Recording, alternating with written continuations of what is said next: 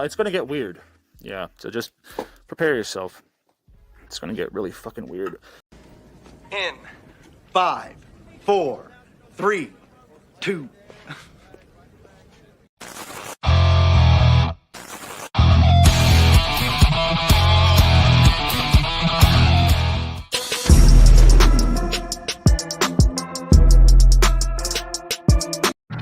This is the React Attack Yo, Podcast. what is going on, everybody? Welcome. It is the React Attack Podcast. God, I can't even say my own words and things. Anyway, what's up, everybody? Hopefully y'all are here having a good time tonight. Hopefully y'all are enjoying your week, man. It has kind of been like a wild week and a half with just the world's a crazy place. We need some time to escape, so we're going to hang out with some friends tonight. But first of all, I want to let you guys know what's going on this weekend. So tomorrow night we are doing a Creeker Council stream. We're going to try to bring some awareness to what's going on down in North Carolina and in the whole area down there. We're going to have some links to drop, hopefully raise some money. And we've got some other stuff coming along with that to help these people in need, because I know a lot of these people who live down there, and it's freaking heartbreaking. But with that being said, I do definitely want to spend some time appreciating and being thankful for the things that we have, and the friends that we have and the people we have in our life. Just wanted to let everybody know that. So anybody watching this on the replay or anything like that, make sure you come hang out tomorrow night for that stream. That'd be absolutely fantastic. With that being said, let's just go ahead and dive into it. Let's introduce our boy Cardiac, and then we'll introduce our special guest tonight. Y'all, I'm very excited for this guest. This is somebody who I've got to talk to a few times, and she's unbelievable, guys, and probably one of the best drummers I've ever met in my life. So I'm excited to talk with her. But before we do that, let's get into it. Our boy Cardiac Kid. I just got to find his. Oh, I got to find his intro. Hold on a second here. Cardiac, give me a thumbs up if you're ready, my guy. That's not a big enough thumbs up, dude. It's got to be bigger than that. Wait, yeah, there we go. Let's go, Cardiac Kid.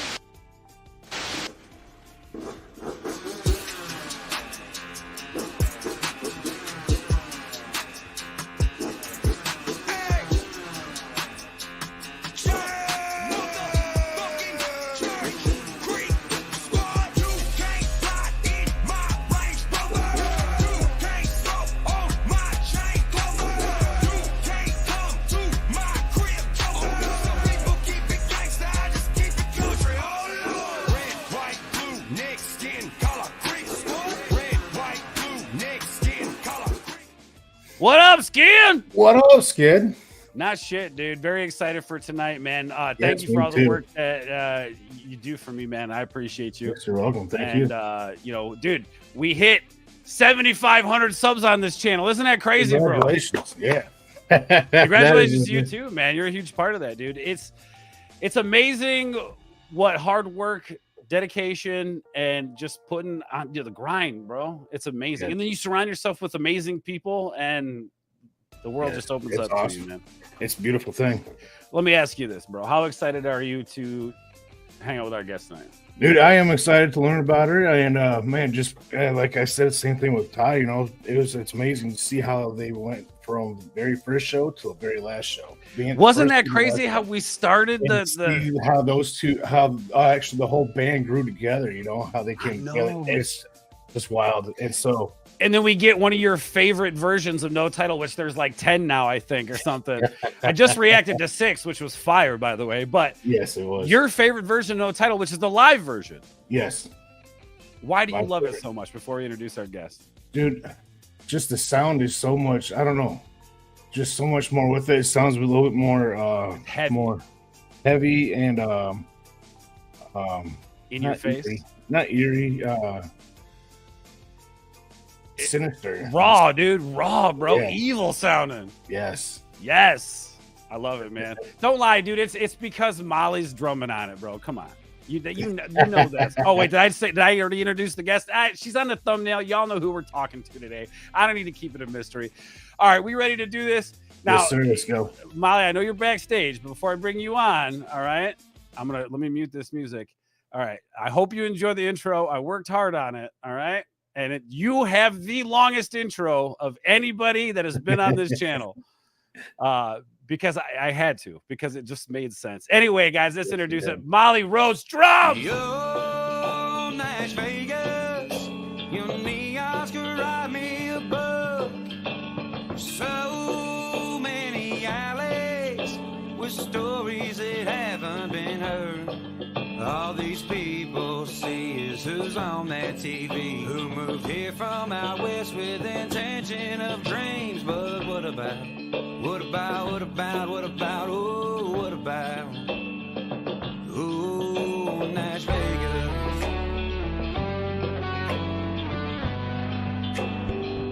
Oh, Nash Vegas.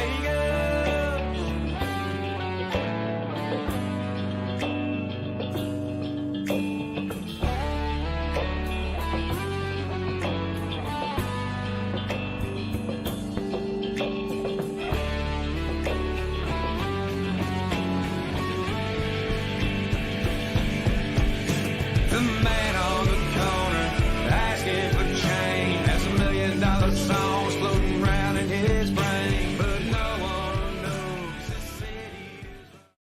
Molly, what up? What up? That was epic. Okay, Thank good, you for good. that. Absolutely, man. I kind of pride myself on the intros. I got to make sure the guest knows how much I appreciate them and the time that they take. So I like to take time to show you guys that it means a lot to me. So thank you. Yes, thank you. That was awesome. Absolutely.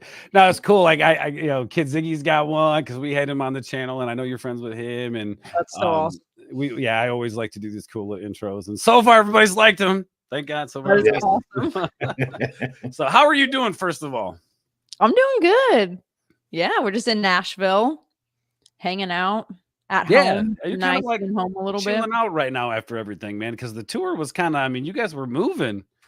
Yeah, it was. I mean, it was like from our first rehearsal and after Christmas. I think it was kind of after the New Year, up until August, like 5th or 6th. I mean, that's all I did really, and a couple like little things sprinkled in there. But that's pretty much what it was, you know. Yeah, I mean, because you guys, I mean, you had to learn all these songs, right? Like it was like literally from scratch having to learn these songs. And I would assume essentially kind of rewrite some of them in a way because, being in the studio, you're learning everything new. It's got to transpire over to a live set to where it sounds good. Like we were talking before the stream, the No Title, you guys had to kind of rewrite that whole thing, just an example. But so tell me a little bit about that, like before tour. Okay, so let's start with the call. You get the call. Tell me about the call. You get the call that says, hey, I want you to come drum. Let's hear about it. You got a smile on your face, so it's got to be a good story. That's yeah. It was cool because let's see. I'd been living in Nashville for maybe over a year, and I didn't have like really a steady artist. Like I was just playing on Broadway a lot, and I had done kind of little month tours here, month tours there, just kind of like bouncing around from artist to artist. So Well, I remember at that point, how what was the furthest you've like been away from home to do a show? Oh, I mean, probably I've done like West Coast tours. I've Oh, done a okay. couple West Coast tours, Oh, cool. kind of everywhere, Okay. but not at like the caliber that we did for this tour, you know. Well, I've done a lot of like opening slots for people. I've Oh, done a okay, lot of cool. stuff like that. So, but yeah, I remember the months kind of leading up to this. I was like really like I wanted like an artist. Like I feel like I had been like manifesting that or however That's you what's want to up. say Hey, it. no, that's no. I'm in Yeah. that stage of my life right now, and I'm manifesting this channel into existence, and it's happened. So I'm with you. Yeah. I'm with you. Yeah. So that's definitely kind of where my mind was at. I was like, in these next couple months, like I'm gonna figure out like how I can get to that point. And definitely in those winter months, kind of when I got the call, that's when Nashville is really slow. So like in the winter time, people don't go out on tours, like even like playing downtown, playing local shows, there's not tourists. So like it's like really depressing in Nashville in the wintertime. So what you're saying is the best time to come to Nashville is wintertime. Yeah, yeah, there's no one here. There's no lines, there's nothing. Well, it's So I funny was because I don't even like I never like I think the most time we spent was at your guys' show at the Municipal. The rest of the time we spent it in Ashland City and I loved that. I had no need to go into Nashville. It was beautiful there. So yeah, I don't go there if I don't have to. yeah, that's you get it. You get it. Yeah. All right, so it's slow in the wintertime and you get the call. Yeah, so I was, kind of depressed or whatever. Okay, yeah. And I remember I was just chilling. I was cooking dinner. And I got a DM from somebody that worked for him. And it said, like, hey, Ryan Upchurch is like looking for a new drummer. And I was like, I read it and I get a lot of like weird DMs and stuff. So when I first read it, I kind of was like, and I showed it to my girlfriend. I was like, do you think this is like real or like what do you think about this? Like I was kind of sussed out about it at first. And especially because I was like, I knew who Ryan was before and I was a fan of his music. And I was like, that's random. I was like, that's definitely kind of a random name that you would like get a DM from. And so I was like, all right, let me message this person back. I didn't even know who this person was. And like, let's see if it's real.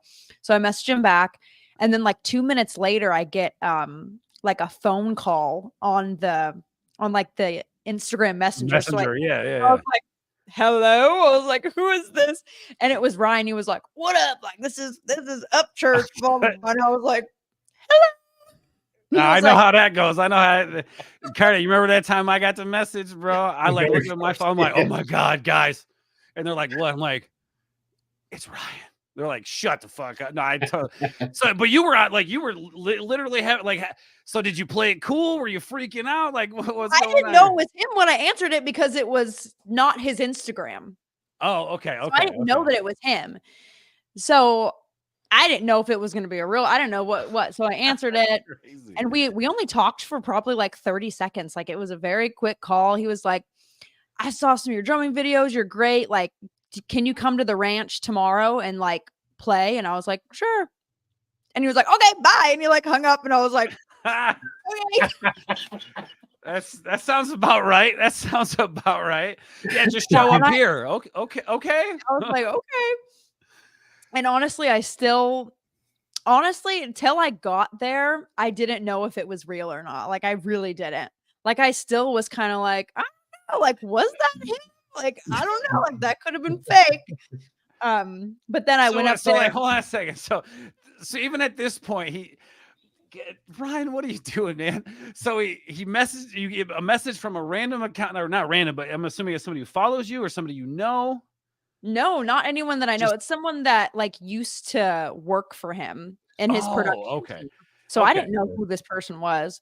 I mean, yeah, I had no clue who this person was. They didn't have a lot of stuff on their Instagram either. They didn't have a lot of that ain't manifesting. I don't know what is, man. Yeah, they didn't have a lot of posts. Like it was kind of like I was like, what? It could have just been pretty shady. Yeah, it could have been pretty shady. It could have been, but I don't know. That you miss 100% of the shots you don't take, y'all. I'm just saying. Yeah, that's very true. And yeah, so I went the next day and I almost brought my gun. I probably should have brought my gun. I thought you weren't even sure if this was the right place. I wasn't even sure if this is this was like if I was gonna be like sex trafficked or like I don't know what it was. Right. And yeah, I was like, I still didn't really know where I was going or if this address that I don't know what it. So you're going off of a 30-second call that some hillbilly on the phone told you to show up at this random place. Yep, pretty That sounds much. about right. Sounds about right. Sounds about right. Now, Pretty now I'm like, oh, this all like just makes so much sense. But in the moment, Right. I was just like, I don't know. Sometimes you just gotta trust in God and That's it. hope it works out. But it did work out because I showed up. Ryan was there and everything was great. That's wild, man. That does sound like something he would do, man. That's just how he lives his life in the moment, man. It's like literally every moment he's existing in every little moment. I love it. Kind of suspect. Yeah, it's up church doing up church shit. That's exactly what it is, man. That's exactly. See, that's the thing. If it seems sus and up church's name is behind it, maybe it is. Maybe I don't know. I'm just kidding. But no, and that's the thing, man. He's such a great guy, and that just goes to show you how much he trusts other people too. Yeah. But in the same line, like still being himself and not letting nothing get to him, man. And it's a good example to follow. But yeah, okay. So 30-second call, you show up at the ranch, like driving up there. Were you like, is this real? This has got to be real? Like what were you thinking driving up? Yes, but then when I pulled up to his house and he's got that long driveway that was gravel, I was like, this is sus. I was like, this is not like this is not it. Dude. I was like, I am not sure what this is. Cardiac, talk about when we went to the ranch for the first after the municipal show. Well, yeah, that Friday too. Well, yeah, it was before. Yeah, it's like, is this even real? Then once you get driving down the lane, I'm like, okay, you recognize the lane from the stories and stuff, but it's like, man, someone put up a set to make this look real, like his place or what? It's just didn't seem real at all. Well, and then I was like, dude, driving into that place, if you ain't got a vehicle that can handle some shit, you ain't getting in there. That driveway was a mess. Yeah. I don't know how you got sports cars. It was dark and rainy too. When I went there for the first time, it was dark and like storming. So I was like, this is it. I'm like, I'm stuck here. Like, I was like, because before the drive, there's no way getting out of there. Like if you're in there, you're in there. And like that just goes to show you that he is who he says he is. I mean, he is that motherfucker. He's like, fuck the driveway, fuck the driveway. Yeah. You notice like Beth got pregnant and now they got a driveway. I'm just saying, doing the right thing. I love my boy. See, I'm just saying. Okay, so first like practice. Explain that because you obviously hang out with the band. You meet the band. Do they have Ty involved in this already, or like who's all there? Is it just you? You're the first one. It was me and another guitar player. I don't even remember his name because that was the only time I ever saw him. Oh shit. So it was me and him. I don't think Ethan was there. I don't think he was there. I want to say it was just the two of us for the first practice. And we ate food, had snacks, had drinks, played some like Alice in Chains, played some of his songs. We kind of just like, honestly, just kind of like fucked around and like jammed and talked. Dude. That's what's up. We didn't. That's literally what we did. Just jammed and then hung out. And that was kind of like the first practice. Which was kind of more of I think it was more of like an audition, I mean, it wasn't practice. So then I came there, I want to say a couple days later again, and Ethan was there. So it was me, Ethan, and I want to say Ty didn't come for like a week, maybe like a week. Like, I think it was just me and Ethan and kind of same thing, vibed, ate, messed around, played around. I think we like played video games, like hung out. And then maybe like a week later, that's when they brought Ty in. Because I think they realized that they also wanted a bass player. So I think they were kind of just testing out like different combos of like what they wanted, like sound wise. And then probably like a week or two later, it was the three of us. And then it was me, Ty, Ethan. like Nice. a week later. And It was then like, and when you guys that first session you all played together, I'm assuming you guys knew you're like, this is it. This is the sauce right here. yeah, definitely. I remember we were kind of like just vibing and playing, and we were playing some oh god, like Alice in Chains and just some stuff like that. And I think that's kind of when we knew like, oh yeah, this is the crew. Like it was all good vibes. It was just chill. I feel like, you know, Awesome. No was cool. pressure, no anxiety. It was just like, all right, we're just here doing our thing, man. Yeah, we're just kind of here playing, like having fun.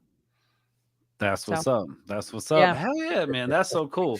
And then, okay, so leading up to tour. Now, Cardiac, you had mentioned it at the beginning of the stream, the difference between like the first show and the last show, and how like just us coming to the different shows throughout the tour and seeing that evolution Yes.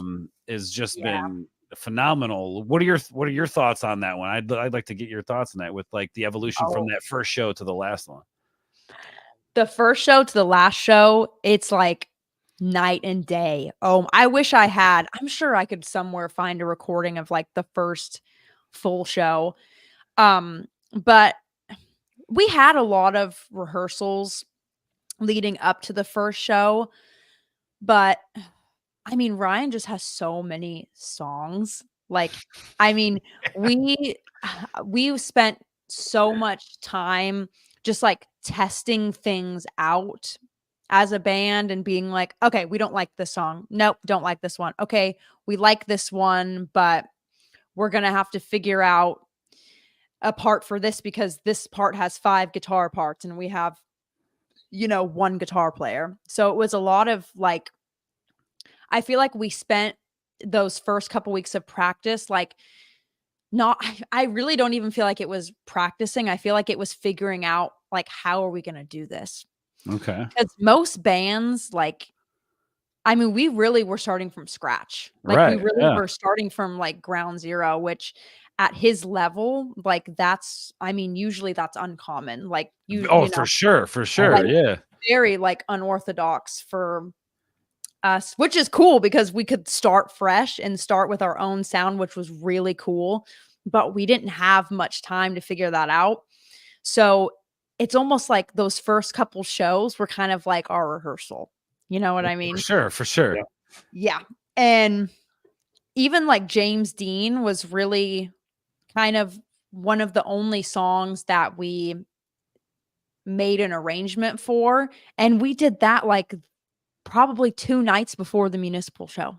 No Like, way. Yeah. Like, we And then did you that- guys spent a lot of time ending with that song because it's so big Yeah. and in your face and just like it's a perfect song to end a show on. Yeah. So like that, Wow. we did that probably within like 2 nights before. Yeah, like very last minute. But that's when we started kind of like, I think also even with James Dean, I remember the first time we like really like made that like our own and kind of made like our own band arrangement.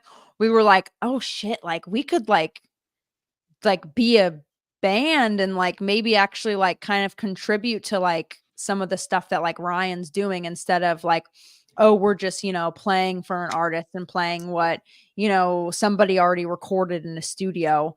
And Kalani, like he was just going crazy when we like played James Dean live. Like he was loving it because we just took, you know, his ideas that he made in the studio and just made it into something that was like totally different, which was, it was really cool to The see. thought of That's his awesome. thought of reaction was- Kalani. Yeah, I was gonna say the thought of Kalani Right. getting excited like that is intriguing to me because he's Mr. Cool Kalani, right? Yeah, it was very cool. I love It Kalani. was a really cool moment. I feel like that was kind of like a pivotal moment in our and just kind of like forming a deeper bond and kind of realizing like, oh, this isn't just gonna be like a, you know, one and done kind of thing. Yeah. And I'm assuming Ryan's very receptive to your guys' thoughts, ideas, and I mean, Oh yeah. I mean, you guys are the professionals. He knows that, and he understands that. Like, look, I'm hiring you guys to do a job, and then it turns out that like you guys are all you just love each other and your family, which I think is the coolest part about it. Not even just that, like, oh yeah, he's got a great great band behind him, great musicians. Hey, that's all well and good, but I think people can pick up whether or not there's a vibe there, a connection there with the bandmates, and watching you guys interact on stage this tour, it was a lot of fun to see you guys just enjoy each other's company. Oh yeah. And people realized it. People know that you guys were up there laughing, carrying on, looking at each other. Like I love some of the interactions that you would have with Ty. Like it's fun to see it because we're there to see Ryan, but we're not just there looking at Ryan. We're seeing the entire band. And I think you guys really just brought your own personalities to this tour. And it's why I say the Dixielanders every time I get a chance to, because it's Ryan's amazing. We love Ryan to death, man. He's the king, but like there's the talent behind it, and that's awesome. There's a reason why you guys are there, and I trust Ryan and his opinions, and I think he picked some of the best people that could possibly be in the position that they're in. Yeah, we got I've been in so many bands that I wish I wasn't in, and then you're stuck with people for a couple months and it's just horrible, but we got so freaking lucky. Like I don't even know how we got so lucky. I don't know if it's lucky, man. That manifestation you're talking about. Yes. It's you just see, I think when you connect to something that you truly love and you find your passion and you're thankful for what you have, I think the universe says a lot right back at you. And I think that it's not lucky. I think it's what you deserve. I think you deserve this and even more than this, because I think at the end, what I know you, the individual I know you to be, you deserve it all. And it is really cool to see the growth, man. And not just, I mean, you've always been a good drummer as long as I've known you anyway. You've always been a good drummer, but even with Ty, right? Like his shell has opened up so much as like just an artist, an individual, like from talking to him at the ranch from the first show to the end. Like it's just amazing to see it. Yeah. How are you feeling about it? How are you feeling about that? Like, how has it changed you, I guess? Good question. I think definitely before kind of where I was, I've done a lot of I've been in a lot of, band types of situations, and I feel like it's always just ended really bad. And like my last band situation that I had. So basically, long story short, I was on this TV show, had huge millions and millions of dollar budget. A production thing. Like we filmed this TV show at the Municipal in Nashville. We filmed 10 episodes there, and my band ended up winning. So I was just on this huge high from that. Like we got promised all these things, record deals, blah, blah, blah, blah, blah. And then basically crashed and burned. And I was pretty pissed about it, to be honest. Like did the band break up, or was the labels, or No, it was a TV show. It just, So, I mean, I was pretty mad about it. And I've been in, other kind of band situations where that's happened. And honestly, I was kind of at the point where I was like, I'm done with this whole, I want to be in a band kind of thing. Like I was kind of just I'm over it. Like I'm getting too old for this. For just putting my energy into it, because I'm the kind of person that if I'm going to put my energy into it, I'm putting 5,000% of my energy into it. So if it doesn't work out, it's going to put me down for a while, When you live big, letdowns can be big, it's like if you love big, you get hurt big. That's just what it is. Yeah. But you never stopped. You didn't give up. Yeah. And then when this whole Ryan thing happened, I was, excited because I was a fan of his music before, and just the whole Creek Squad and all of that. I was very drawn to that community, especially coming from California. It was something I was very drawn to, because I just felt like that was a community that I stuck with than other communities out there. Right. I hear you.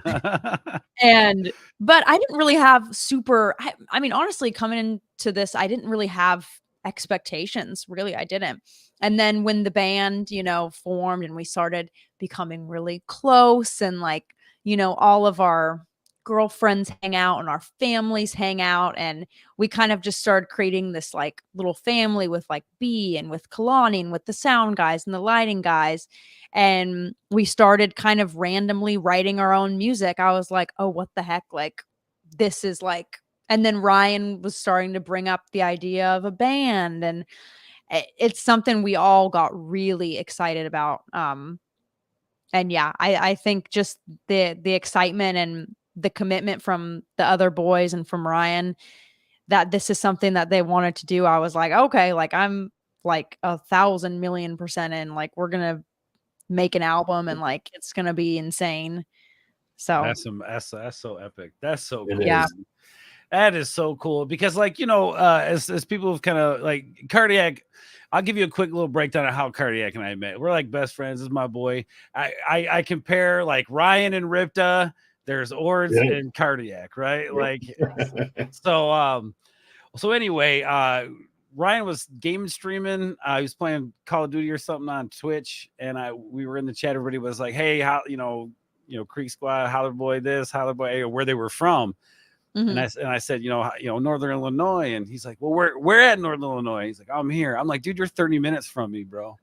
Oh, nice. So we met, and we only lived 30 minutes from each other in Ryan's chat. And this dude, the knowledge this guy brings to the whole country rap, like this dude knows everything about it, man. He's a That's awesome. well of knowledge when it comes to it. But we've been following Ryan for a while.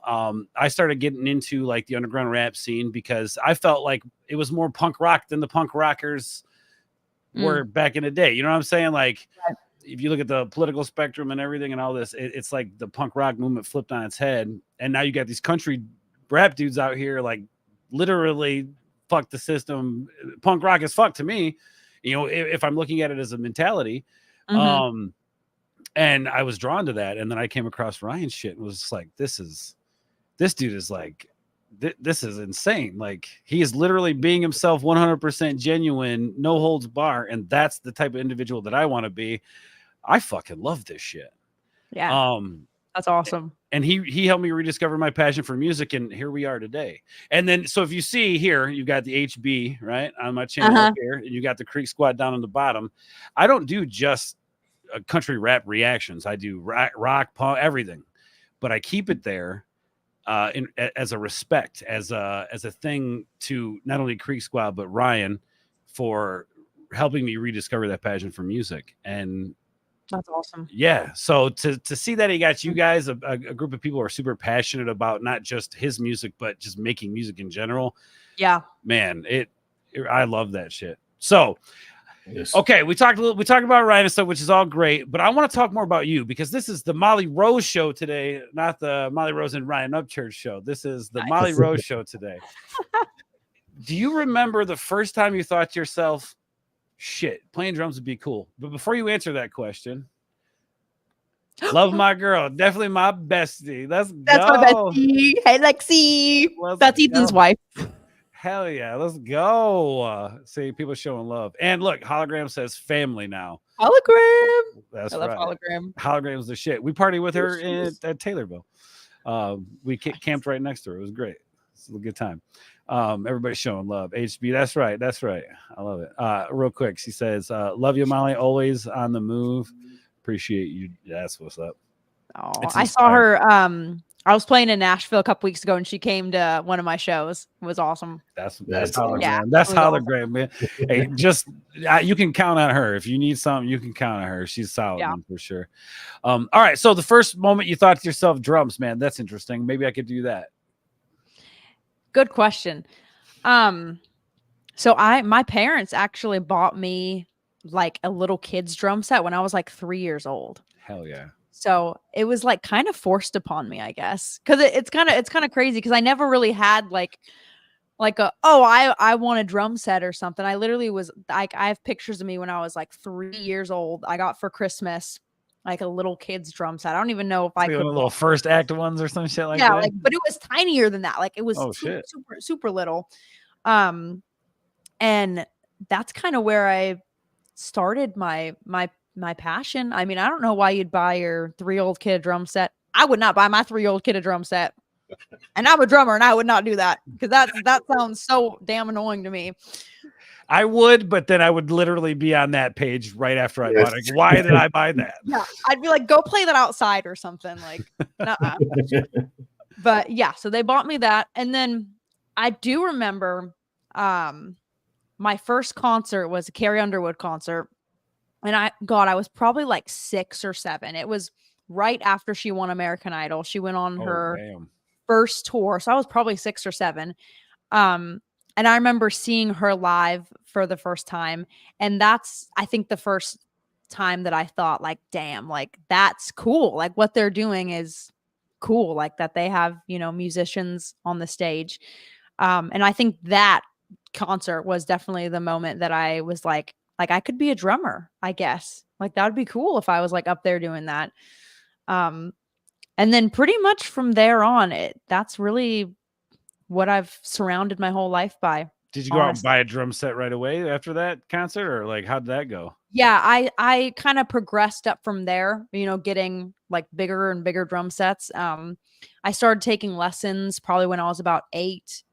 Like I kind of just messed around for a little bit. I started taking drum lessons like when I was 8. I remember when I was 9, I played my first gig at my church's summer camp. They needed a drummer, and it was like an adult band. And the drummer like got sick or something and had to drop out. And somehow I ended up playing like for a week long at this summer camp, which was cool. And I played at that summer camp for like 10 years after that, up until I was like 18, which was really cool. That's what's up. Yeah, it was really cool. I got to do that like kind of throughout my whole life. And I mean, I played drums in elementary school, you know, middle school, high school, college. Like it just, you know, just kept kind of going up and up from there. So you're a legend. You've been doing this a long time. I have. I've been doing it. It's pretty much the only thing that has kept me sane, I think. I don't know, man. I think Molly me crazy, but Cardi, I think Molly might be better than gosh, what's his name? Mike Portnoy from Dream Theater. Oh God, no. I don't know, man. He's an amazing drummer. Don't give me yeah. That's cool that you know him, you know the name. I had a buddy because I played in bands and shit. We had a big punk rock scene. I grew up in the whole punk rock thing. Nice. We had this house downtown in the big city called the Disaster House is what it was called. And this was kind of like a house if like people didn't have a place to live, they could kind of go stay in a room for a while, and there'd be shows every weekend, and you know nobody ever slept, everybody partied. It was wild. It was a good time. You know, I remember all that stuff. I forgot my point was going to be with that, but fucking stoners. But no, it's just it's cool to see like growing up how often these things come in your life that inspire you, but you don't know the effect it will have on you down the road. Yeah. And I feel like that was kind of my thing with the punk rock scene. I always loved it, and I wanted to play guitar, but it wasn't until I saw a show until I got to go experience like the culture behind it and see exactly what it was all about. But yeah. Okay. So awesome. When you got your first drum set, like, tell me about that experience. You're putting it together. You're like, what are the thoughts? I like to get deep into this shit because it's where the passion is created. I'm trying to think of when I mean, my first drum set was when I was like 3, but I guess kind of from there, it just progressively got bigger and bigger. But so I do remember one set that you added on to. Yeah. Okay. And I remember when I was like 14, I got my first like nice drum set. Like I got my first, you know, like big girl drum set. And I remember my drum teacher at the time, like he helped like my grandma pick it out for me for Christmas, and it had, you know, cool. all the new cymbals and all new hardware, and I still have that kit, and I'll never sell it. I'll keep that kit forever. So your drum teacher helped pick out this drum? Yeah, my drum teacher at the time, he helped. That is so cool. Yeah. Yeah, and it's a beautiful GMS. It's like I think it's from the 80s. Man, I don't know where it's a beautiful drum set. I'll never get rid of it. for But sure. he helped my grandma pick it out, and I got it for Christmas probably when I was like 14. Yeah, and I have pictures with it still. And I mean, I guess in that moment I didn't realize how much that would mean to me. But I mean, I'll never like that drum set's very special to me. You know, it's something I'll never get rid of, you That's know. awesome. No, that's cool. I mean, that and it again, that these are moments where that passion is created, right? Like, Yeah. just the thought of the person that's teaching me drums, they have no obligation to help my grandmother or my mother pick out a drum Yeah. set, or they have no obligation, but they did. And then it's the family member that gifted it to you, and then it all creates these feelings that are attached to this thing that it's an extension of you at this point, right? Yeah. And when you're that young, you know, you don't think of it like that. You're just like, oh, well, look at my Right. toy I got. But then when you get older, it's like stuff becomes more sentimental to you, you know? Just cool Right. to look back on. Real quick, Momo, what up, girl? How you doing? It's good to What see you, Momo. She says, Molly, you a badass. Love you, girl. Thank you, Momo. She is a badass. I love Momo to death. She's so cool. You know, she lives. Oh shit! Hold up. My computer had a brain fart. Momo lives really close to me. We got to hang out, Momo. We got to come in and hang out with you. Kayla says, "Hey, Molly." Oh, what's up, Kayla? I know everybody's coming in and show love. I love that, man. awesome. All right. So, okay. So we know when you got the first drum set. Do you remember your first gig at all? I got to hear about this. Your first My gig first gig was the summer camp. That's right. That's right. Yeah, You did mention summer that. camp. And our first gig, I mean, I grew up playing in church, so I started playing drums at youth group and Oh, at cool. church probably I did that when I too. was when I was like 11 or something like that. Like I was pretty young.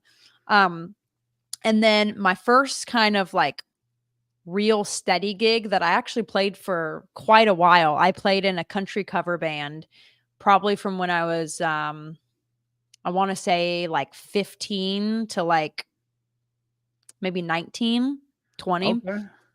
When I lived in NorCal, I played in a country cover band and we played like 2-3 shows a weekend. It was actually pretty intense, very similar to like the stuff I do in Nashville. I think that's why I transitioned so well when I moved here, because I've been like, shit, I've been doing this shit since I was 15. That's kind of the grind. Yeah.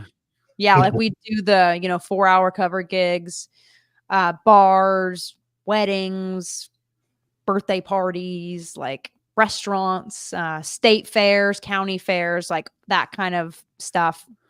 I did that for probably like 4 years. And that's like when I kind of like really realized too, like, damn, like this is like, you can actually like make money doing this. I mean, not that much money, but like Right. you can like live off of You can keep going. this. Yeah, Yeah. like you can like actually make this like, because everybody tells you, oh, don't be a musician. You're everyone tries to tell you that, but That's because they ain't living their dreams, man. That's why they tell you that, because they don't want you out there doing what you want to do. They want they want to feel good about themselves and their decisions, their awful decisions, and not chasing their dreams. No, Yeah. fuck all that. No, we ain't playing that Yeah. game. We out here chasing dreams and shit. hell yeah. But thankfully my parents were actually always really supportive of my of me drumming. I think from a young age, they've always known that drumming and music is like one of the only things I care about. And so they could see that from a young age. So they've thankfully I've got really lucky that they've always just supported me. And I mean, of course, they've been worried about me and some of, the paths I've decided to take to get here, which I understand. But overall, they've been like they're always excited about, the music stuff, which is What cool. was their reaction when you called them and said, "Oh my gosh, I'm going on tour with Upchurch"? What was their reaction? I think it was my mom hates rap music. I had a feeling that was coming. Hates rap music. My parents, they had me when they were older. Okay. So my parents they're probably more like my people's age, like grandparents' age. Gotcha. So they grew up listening to like Barry Manilow and like Shout out Barry Manilow. Let's yeah, go. so they grew up listening to like the Carpenters. Like I don't Oh, even so know. they're still cool as fuck, is what you're saying. Yeah, they're still Okay, they still all right. got good music, but Okay. I think when my mom first Googled Upchurch, I think her first thing was like, "You're playing for a rapper," and I was like, "Wait, mom, like he has other music than like just rap. Like he has country, he has rock, and like I kind of was like, pointing her in the right direction. She was like, "Oh, like I like this Concert for the Crickets album. Like this is really nice. Like I like." They warmed up to it, and my mom like she watches all of his YouTube videos, and she thinks Yeah. he's super cool now. But at first, that was their first reaction was like, So "You're she playing for a rapper?" She clicks on a link in a sub church, go up church, motherfucker. Like, it's like, oh god. Shout out to Concert for the Crickets. It is a fantastic. Yeah, no, record. it is. It's a great. Yeah, I led them in the right direction because I knew they would love that. But Hell yeah, no, that's what's up. I mean, because I think a lot of people like they have that same first reaction of Ryan. It's like, oh, country rap. What is that? Is that crap? It's like, no, actually, like, stop using outdated terms from like back in like 2007. Now church came through and made it hoppin', made it poppin', all that shit. It's all good. It's good shit now. Listen to it. Yeah. I always tell people because they was like I'm like, you don't understand. You don't get it. And I mean, there's like a buddy of mine. He asked me, he goes, what did he say? He said, he goes, what's a Creek Squad? What's a holler boy? I said, if you got to ask, you don't even know, man. I'm sorry. Yeah. But you ain't a part of it, bro. I apologize, but you can't be a part of it. Sorry. Call me a gatekeeper. But let me ask you this. I got to ask you this. What is your favorite Upchurch record? my favorite record. It's probably going to be something off of Concert for the Crickets because I'm a big country fan. Like that's where that's what I love. So it would probably have to be. Let me see. Let me think of. I'll tell you mine off that, and it's the one you guys play is Mind the Fall. Oh, that's a great one. And when you guys play that, oh man, my heart melts every time. I wish we played Sugar Sugar Honey more too, because I know we did play that one, and then we stopped playing it. And I wish we would have. I wish we would have played that one more. That's a good one, man. Yeah, that whole album I love. I think that whole album is like every song's a banger on that album. No doubt. My favorite's Pioneer by far, though. And I like Pioneer too. It's so drastically different from everything that he's done.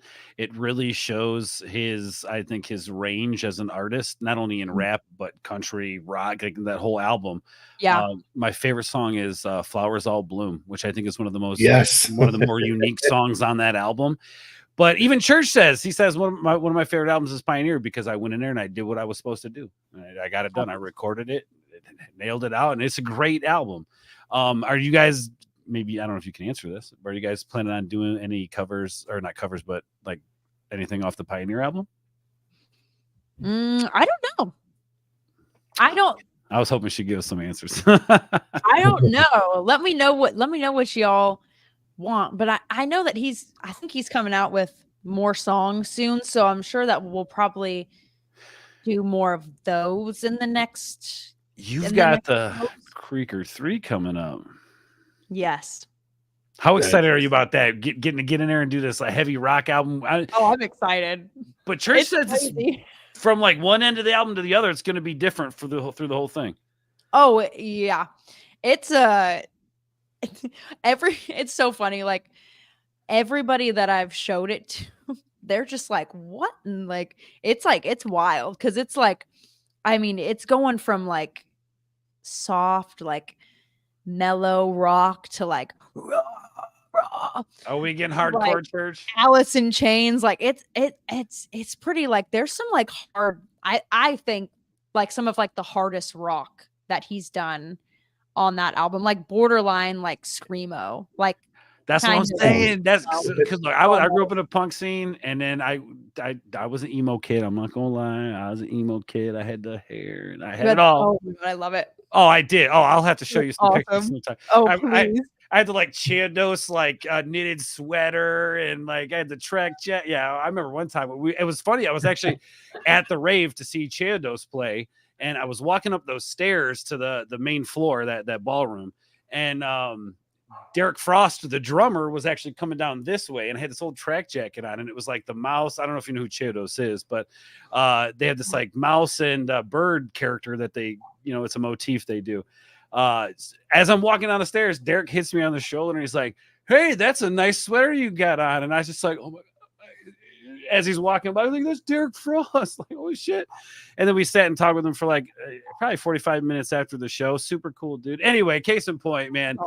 I want to hear Church. I want to see some hardcore stuff from Church because I think he's capable of doing it, man. I would love to see some raw, heavy, and we're gonna get it on this album. You're saying? Yeah. Let's go. I definitely Tyler. He was the one that came in with like the heavy riffs. Like when we first started playing around with ideas, we were kind of doing more like kind of mellow kind of rock, I would say. And then I think we all kind of got to the point where we're like, no, like we need to we want to ramp this up. And Tyler came in with some like heavy riffs.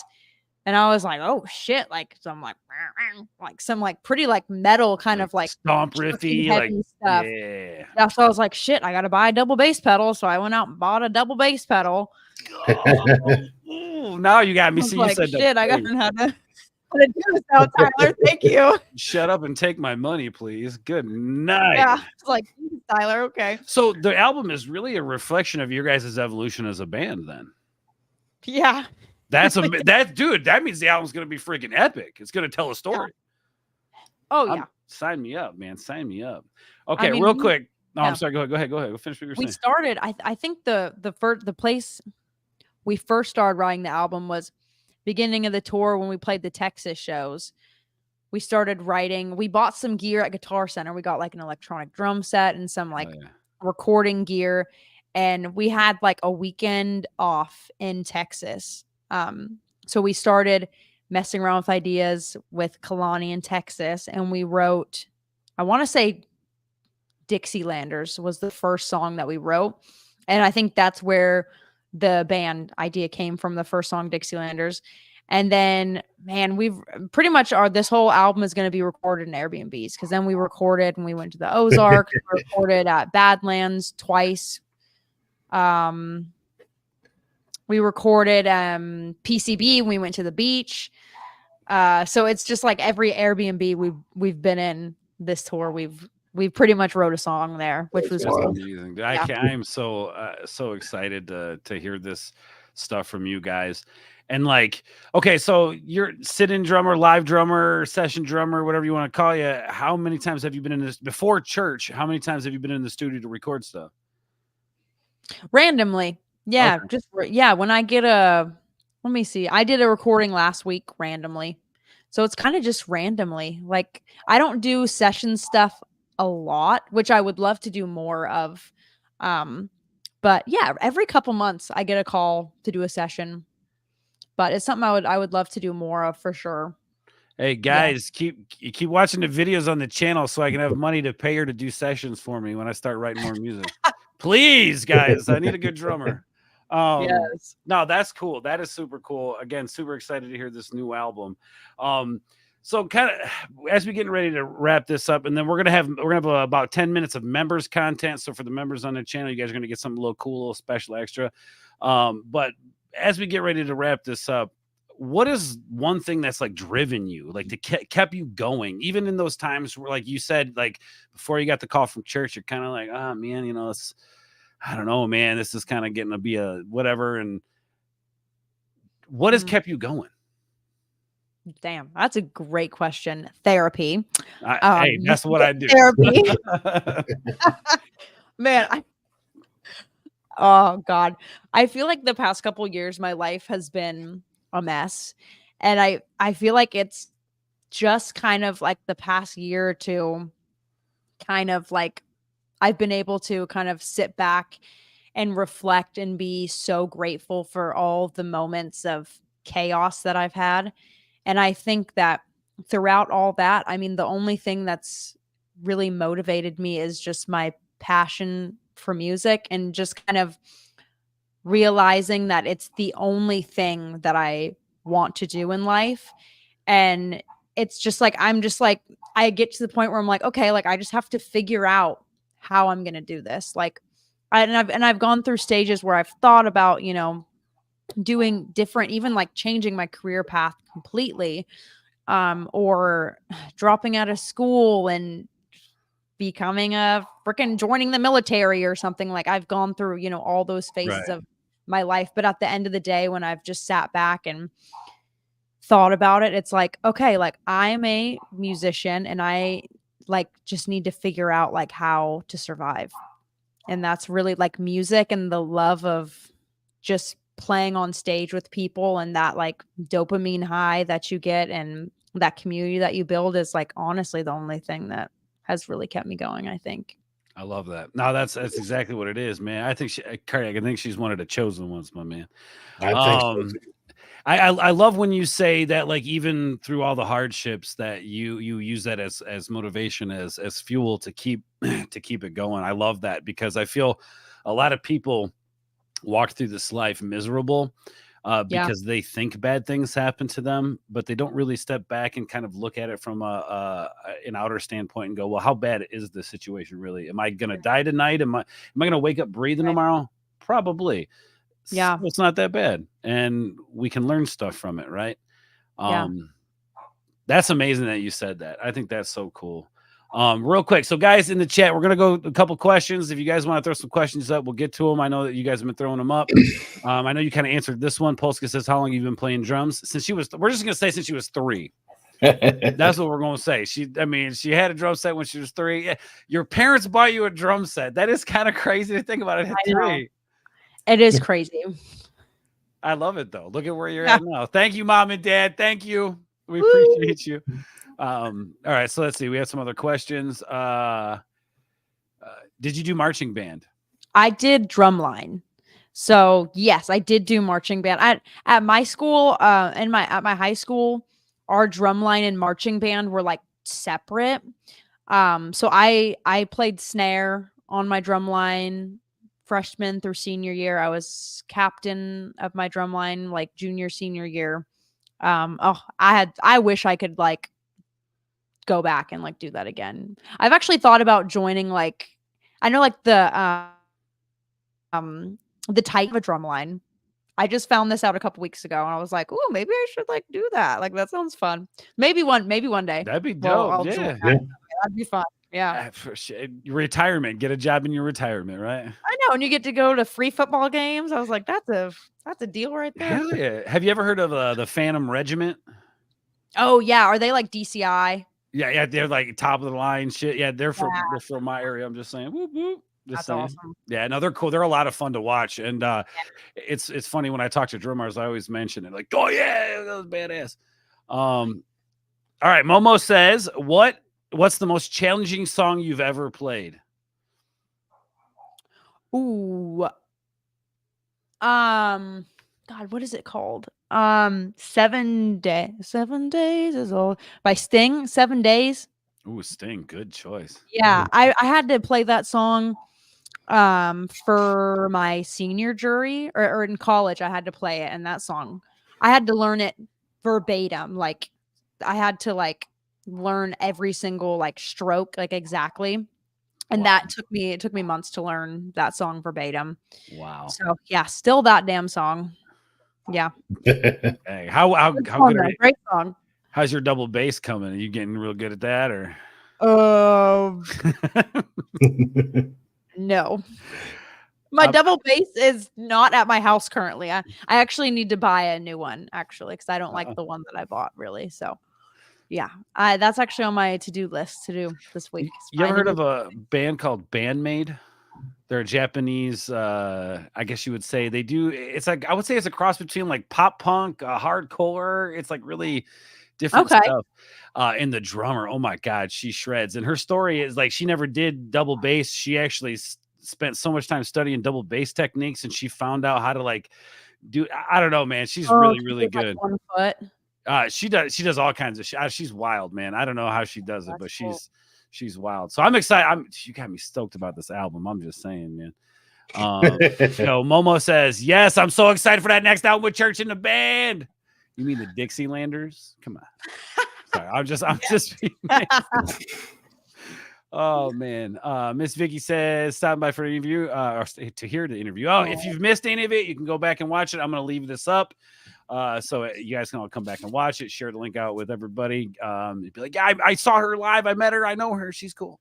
Let's see here. I know we miss each other, but do you miss Ethan? Oh, no. Shots fired.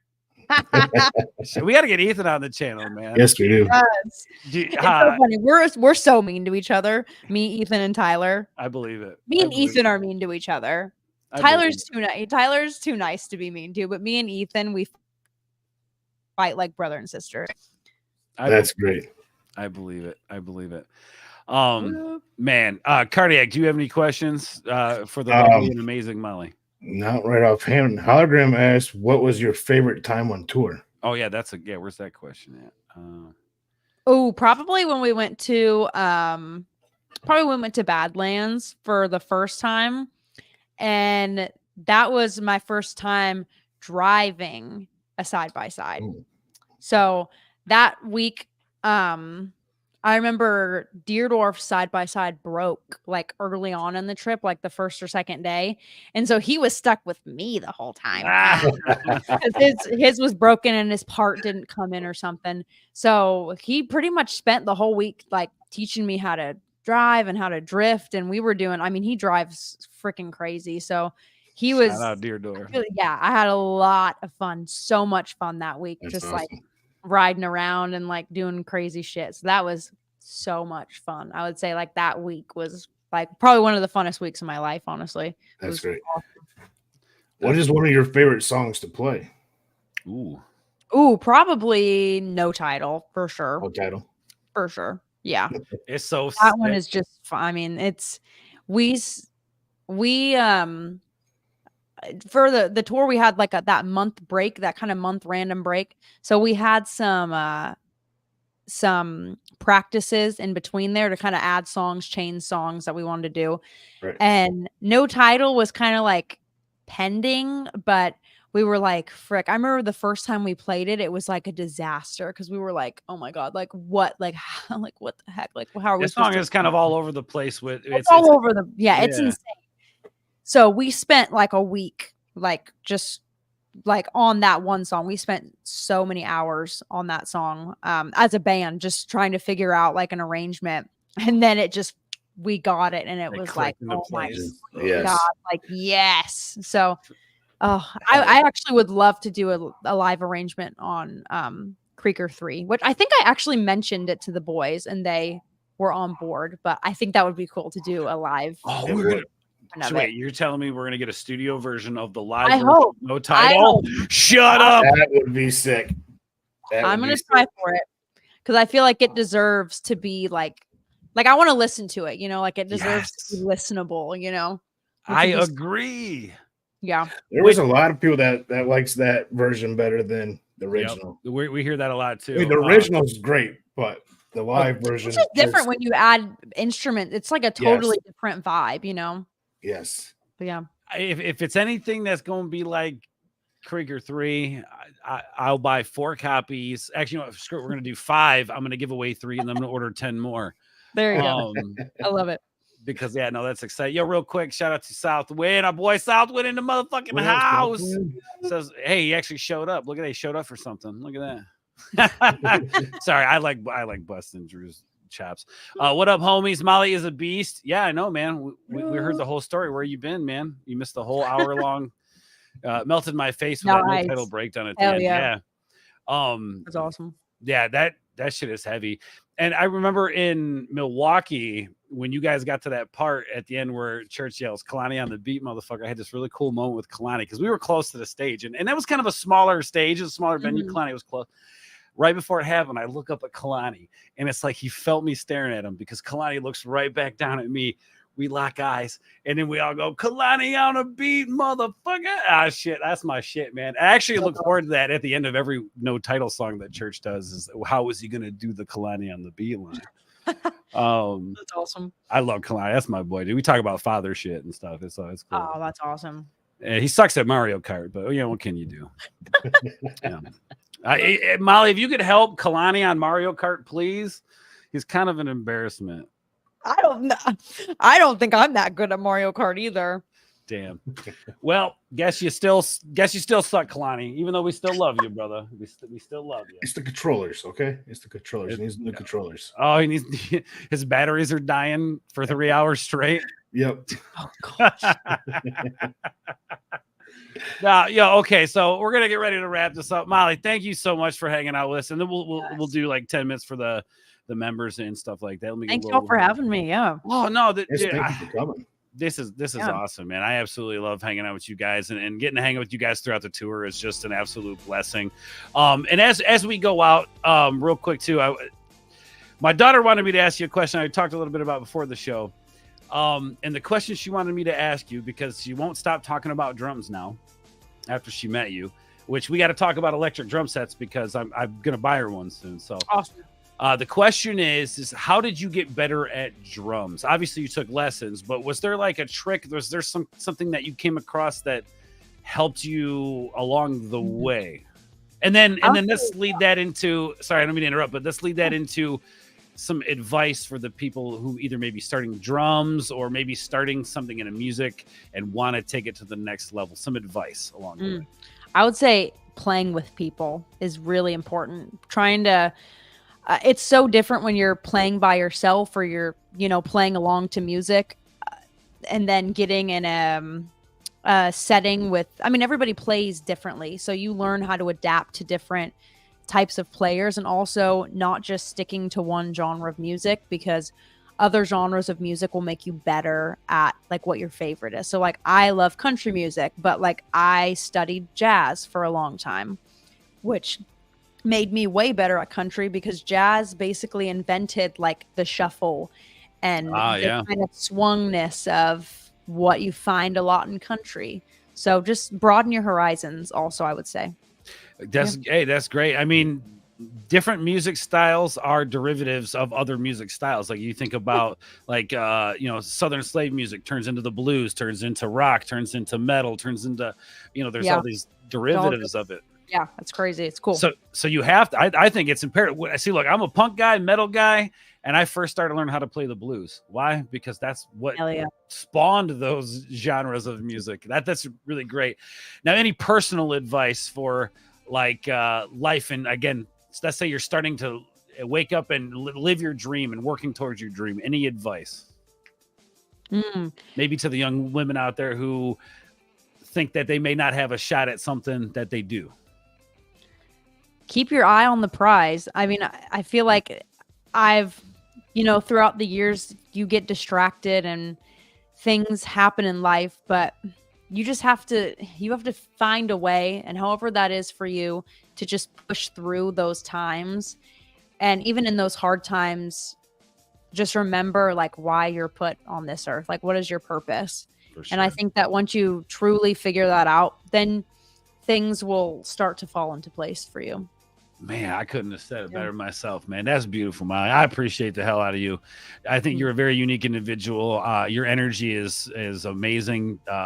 You've been nothing but kind to me. So thank you for everything that you've done for me here on the channel, and just the great music that I got to see you perform this summer. It's just, I can't wait for more.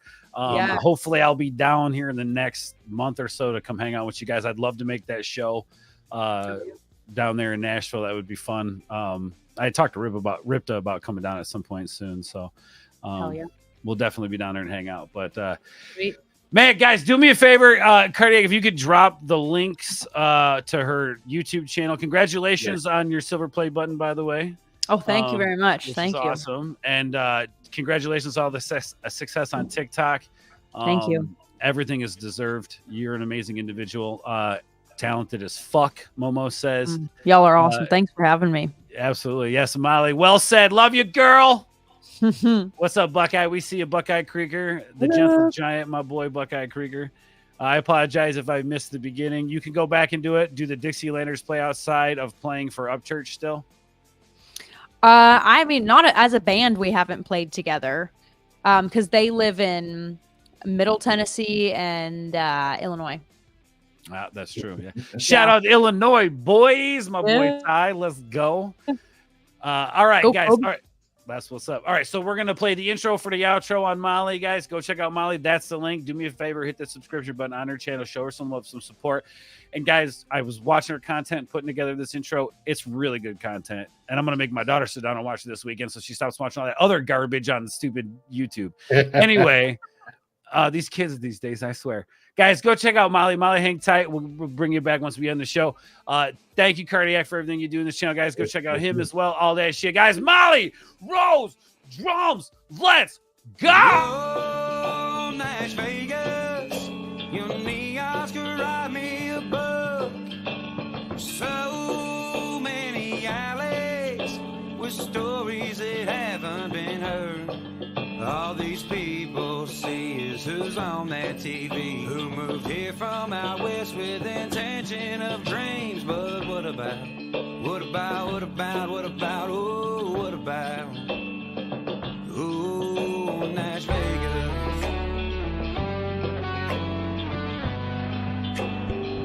Oh, Nash Vegas.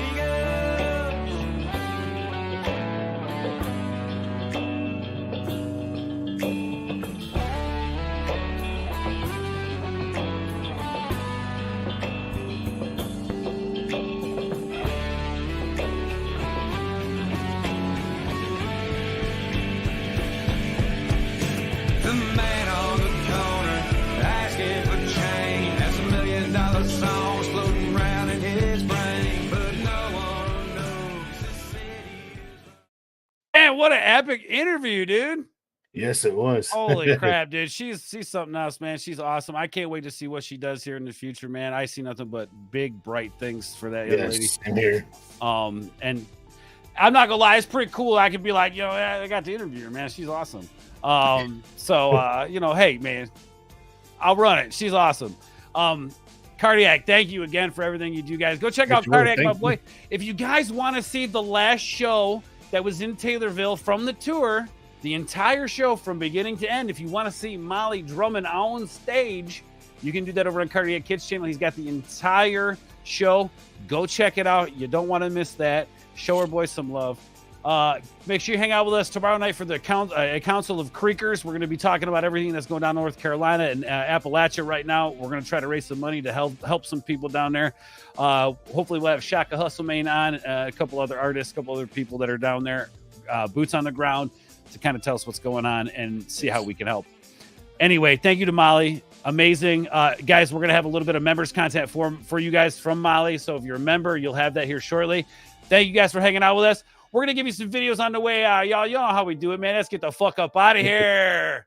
Creek Squad, motherfucker. Maybe that's it. Maybe he is an intergalactical shapeshifter from a different dimension. Like Alex Jones said. Maybe that's why Upchurch is always shitting on Alex Jones. Maybe he's covering up something. Yeah. Who wants to help me put this conspiracy together? Do what? Be loose! Yo, be loose! Look, a moth. Yo, Bree, look at this flickery ass moth I just caught. Good night and party on! Party on, Wayne!